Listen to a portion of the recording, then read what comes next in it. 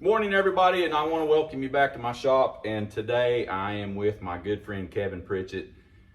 Kevin, I'm going to let him talk about what he does on YouTube. I think it's Hidden Heights Farms. Hidden Heights Farms. And today we are here at my shop, and I am getting ready to build a 5.3 Chevrolet engine that's in a C-10 truck that I'll let him kind of talk a little bit about. And but anyway, today we're gonna start assembling this thing, and maybe I'm gonna pass on a little bit of my knowledge to kind of let him get his hands dirty. But I'll let him kind of talk a little bit about the truck and what it's going in. And so like you said, me and my wife and my two kids, we got a YouTube channel called Hidden Heights Farm. Basically we started raising goats, just a little backstory on that, and we've been doing it for a little over 4 years now. We're not a truck channel, we're not a vehicle channel, nothing else. We got a lot of tractor stuff, videos and all that type of stuff. But anyways, growing up, my dad always had a 1985 or 1986 C-10 two-wheel drive truck. And I got a lot of memories of growing up in that truck, going to the lake, going to ball games and all that in that truck. And I've always been a Chevy guy growing up, and you know, getting away from the older vehicles. Nowadays, you don't see very many of these C-10s around. Well, I have been looking for a C-10 for about 4 or 5 years, and every time I go look at one, they're just rust buckets. Well, I finally found one about a mile from the house that's been sitting there in the weeds for about a year. So I went ahead and bought it up. It has a aftermarket 350 in it, 5.7, and it don't run real well. So I've been looking, searching YouTube like everybody else, and I'm like, you know what? The LS swaps are like super popular right now. I'm done with carburetors. I try to buy everything. I don't want to work on carburetors no more. Nothing against them. What if I told you that a good carburetor was better than fuel injection? It probably is, but they also take a lot of troubleshooting sometimes when they have problems. But anyways, so I'm looking online. I said, okay, I'm gonna do an LS swap. I'm gonna do it myself. And I started watching videos, and I'm like, oh man, this is a little too much intimidating for me. So I started looking on all these Facebook groups, trying to find someone that does LS swaps. Well, I found all these people, oh, I can do it for this or that, you know, it only take me 2 days. And I'm like, I don't know about that. So I started talking to some people, and they said, hey, there's a guy in Pryor named Steve with Steve's Speed Shop, and you know, he loves doing this type of stuff. He's very well known, does really good builds. So I started messaging, like, man, I'm really far behind, it'd take a while. I said, man, it's fine, because the things I'm hearing, I guess I was playing hard to get. the things I'm hearing about you, I'll wait. So anyways, that's where we are today. You know, he's been very helpful already on all this stuff, and some of his videos and just the other stuff I've seen is great. And then word from mouth is, you know, means a lot. So anyways, that's where we are today with this, and I am excited to get this going.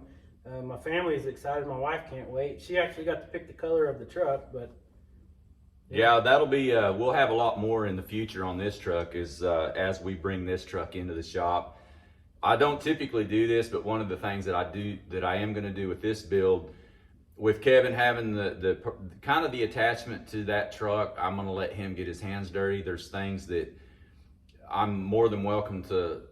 Whenever I get to certain things on the truck, it's like, hey, if you want to come in and sand on it and wire wheel the frame and stuff like that, then and I'm all about too, if there's things that I can teach somebody down the road, then I enjoy doing that. I enjoy showing people what I can do.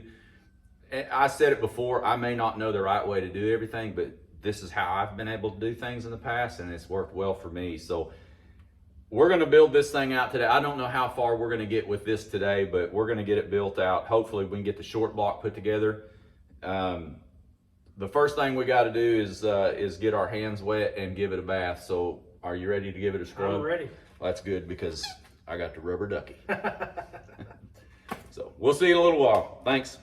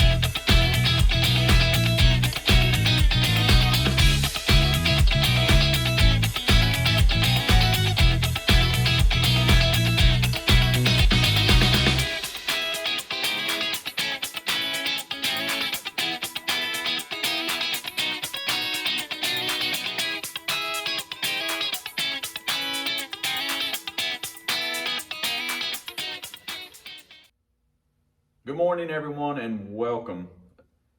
I thought that I would take a few minutes and kind of catch everyone up. I wanted to fast forward on this video just a little bit, just because as I was editing the video, I didn't really like how the content was coming together. It seemed like I was going to have way too much time lapse. So what I'm going to do, I'm going to break down. I still have 4 pistons to put into this, 4 pistons and rod assemblies. And then I think I'm going to double check the torque of the bolts. But I think what I would like to do is I would like to, at this point, go over a few of the things that I've done on this engine, some of the stuff that this engine's going to have in it.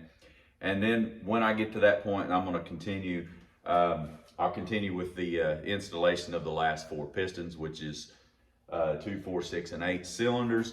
And from that point, once I'm done there, then I think I'll start masking this engine up and getting it prepped ready for its color. But anyway, one of the reasons why, like I said, I didn't really like the way the editing was going on this video. So we captured a lot on the first day that Kevin and I filmed this, and it was good content, but it just seemed like it just wasn't flowing. So I thought I would kind of break things up just a little bit. I will play the time lapse of the installation to this part, but I'm going to stagger it out through a few other things on this. So anyway, hey, thank you for tuning in, and sit back and enjoy. Thank you.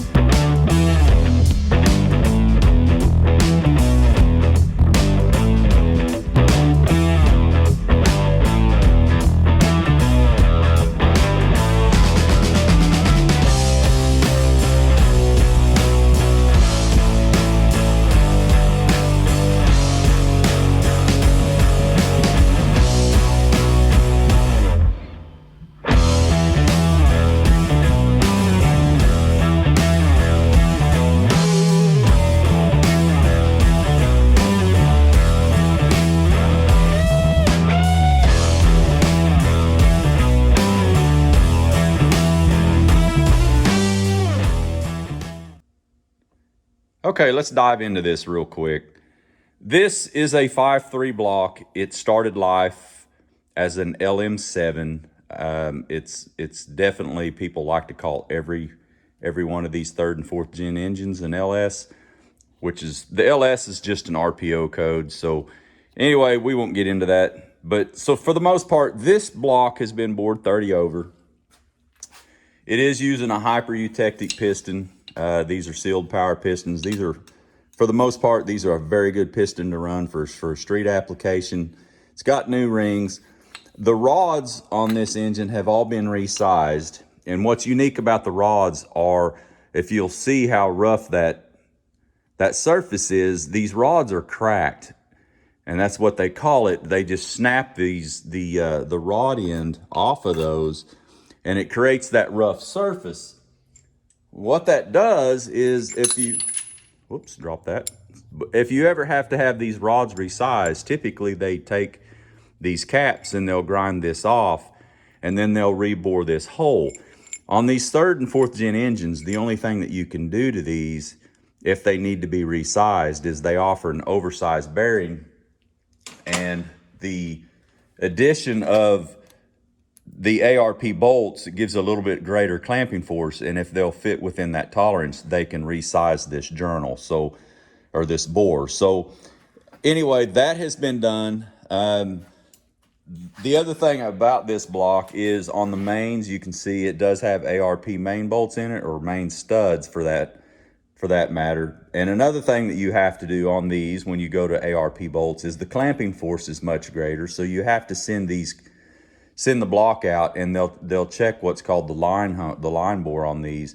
And in many cases, they have to rebore these, because if you don't, sometimes when you clamp these together with new bolts in them, it can actually seize up the crankshaft a little bit. So the tolerances are just way too tight. So anyway, that's been done. As you can see, there's been metal added to the crankshaft, which is a good indication. I did have the rotating assembly balanced. It's all weight balanced, and they take they do some math with the bob weights, and then they weigh all the rotating assembly.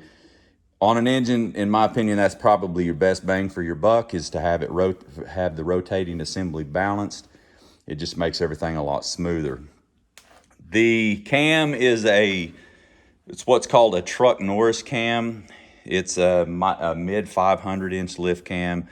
It should work really well. It should give a pretty healthy idle, and it'll also provide some low end torque. You can also see that we have replaced, it does have a double roller timing chain and gear set, and we're using a brand new, this is just a standard volume Mellons oil pump for this build. So anyway, as I said earlier, I have 4 holes yet to put pistons in, 2, 4, 6, and 8. I'm gonna finish those up and go over a few things of what I like to do when it comes to putting the rings and stuff on. And this one here, since I can't use my normal ring compressor, I'll show you the ones that I have to use. So we'll be right back.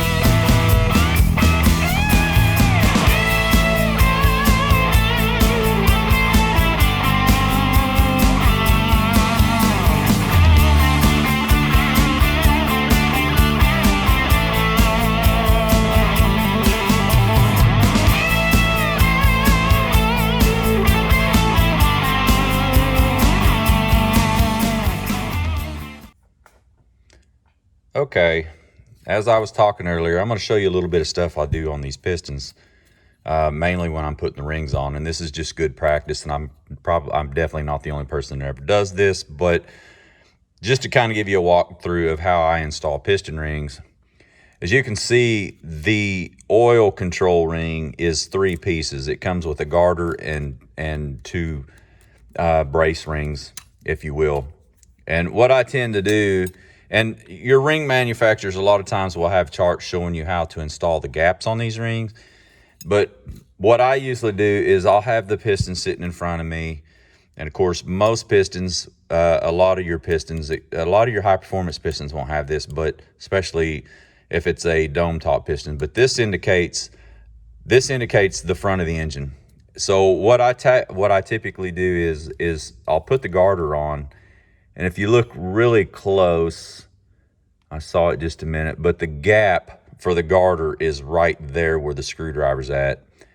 So I'll put it on first, and then the next gap on one of the rails, I will offset those to here and then over here. So the bottom gap on that ring, on the rail ring, is there, and the upper gap is over here. The next thing I'll tend to do is I stagger the second ring and the top ring. I stagger those, and it doesn't matter if you put the top ring on either side, or just, I always offset these to the wrist pin side. I can't really tell you why. It's what I've done. I would like to think that if you ever tore an engine apart after several hundred miles or even 1,000 miles, that these things are going to rotate some, and it would be kind of interesting to tear one down and see where they end up after 50,000 miles or so. But anyway, I'm sure there's some rotation in there, but that's what I typically do. And as always, I said this in other videos, read your instructions for your rings, because some of these, depending on how they're chamfered on the edges, or if they have dots that indicate up, or they can even have a marking that may sometimes indicate which direction it could be down. So pay special close attention on your ring installation by manufacturer. So they're not all going to go on the same way. The next thing on this one, this is an undersized bore, even being 30 thousandths over. And I typically use these type of compressors, and I couldn't find one for this bore that had the right taper. As you can see, this is a 4-inch, and the way these things work, they're tapered, and you put your piston in through the top, and then as you drop that piston down through, it comes out on this end, it compresses it, so your rings will go into the block. Well, I'm not lucky enough to have that one on this one today, so I have to use this old-fashioned style. And what I have found with this one is when you get it clamped down, you have to be pretty direct on the tap in of that piston, and you'll see it in some of the video going forward. So anyway, that's just a little bit of a little tech tips on some of the stuff that I do on the piston installs. So we will continue with the build out of this thing. So okay, I've got this piston ready to go in. I've applied a pretty decent amount of lube within the cylinder. It's just oil. And I've got the piston compressor on the piston. I went ahead and I've installed my rod bearing, and I put some assembly lube on the rod bearing, and now I'm getting ready to, I'm gonna see if I can send this thing home, and hopefully I don't knock this, hopefully I don't knock the camera off the engine block as I do this. And this is what I was talking about. This ring compressor fights me every time I go to use it.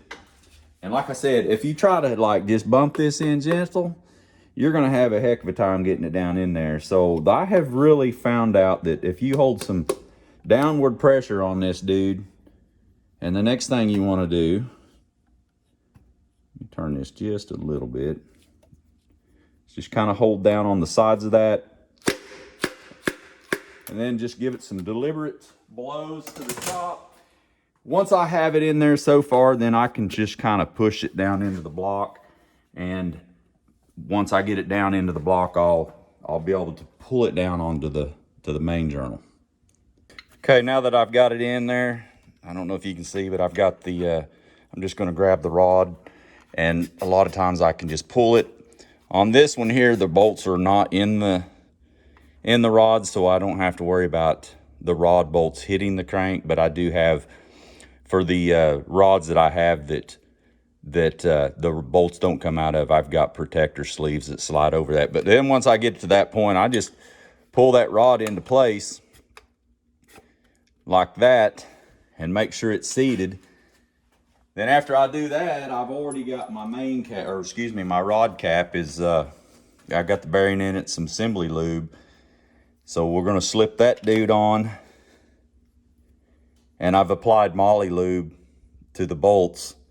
So we'll put those bolts in there. I'll run those down. I pretty much, when I build it out the first time, I just snug these bolts down by hand with the ratchet, and then I'll torque them all.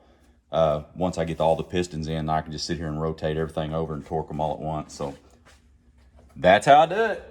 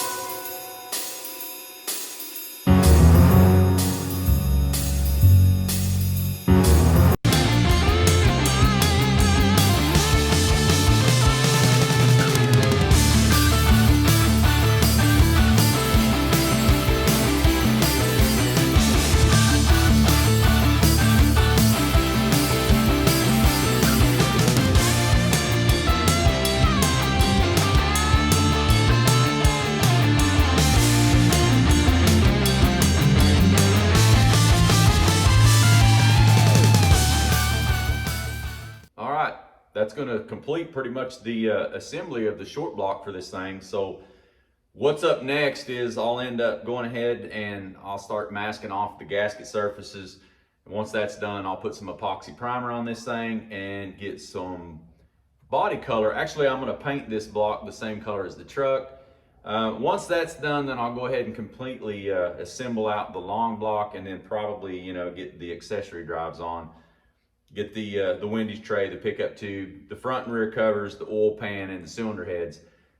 But we'll try to figure out a way to kind of a way for them to reveal the color. So anyway, I want to thank everybody for watching, and I hope you enjoyed the video. And if you haven't already, like I said in my past videos, please give me a subscribe and give me a like. So appreciate the watch, appreciate the views, and we'll see you on the next build. Roadhouse, fixing to give the C-10 a roundhouse kick to the engine bay. Compliments of Truck Norse.